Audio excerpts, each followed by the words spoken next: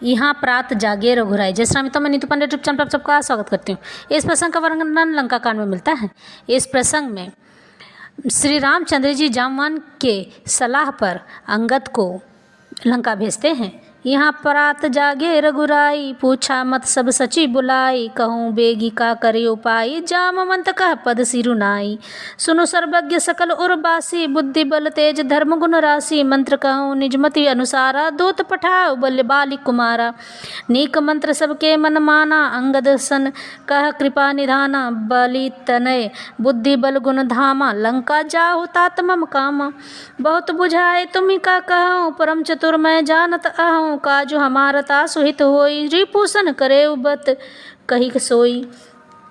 प्रभु आज्ञा धरि शीस चरण बंदी, अंगद उठेऊ सोई गुण सागर ईस, राम कृपा जा पर करहु, स्वम सिद्ध सब काज नाथ मोहि आदरु दियऊ।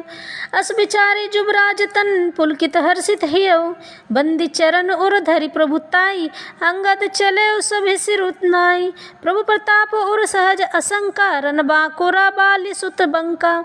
पुर बैठत रावण कर बेटा, खेलत रहा सो होय ज्ञ भेटा, बात ही बात करस बढ़ी आई, जुगल अतुल बल पुनि तरुण नाई।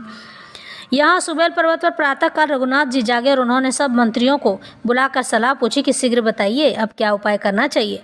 जामवान ने श्री रामचंद्र जी के चरणों में सिर नवाकर कहा, हे सर्वज्ञ सब कुछ जानने वाले, हे सबके हृदय में बसने वाले अंतर्यामी, है बुद्धि बल तेज धर्म और गुणों की राशि सुनिए।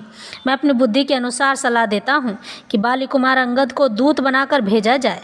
यह अच्छी सलाह सबके मन में जच गई। कृपा के निधान श्री राम जी ने अंगद से कहा, हे बल बुद्धि और गुणों के धाम बालीपुत्र, हे तात, तुम मेरे काम के लिए लंका जाओ। और तुमको बहुत समझाकर क्या कहूँ, मैं जानता हूँ तुम परम चतुर हो। शत्रु से वही बात करना जिससे हमारा काम हो जाए और उसका कल्याण भी हो जाए। प्रभु की आज्ञा सिर चढ़ाकर और उनके चरणों की वंदना करके अंगद जी उठे और बोले, हे भगवान श्री राम जी, आप जिस पर कृपा करें वही गुणों का समुद्र हो जाता है। स्वामी के सब कार्य अपने आप सिद्ध हैं। यह तो प्रभु ने मुझको आदर दिया है जो मुझे अपने कार्य पर भेज रहे हैं। ऐसा विचार कर युवराज अंगद का हृदय हर्षित और शरीर पुलकित हो गया।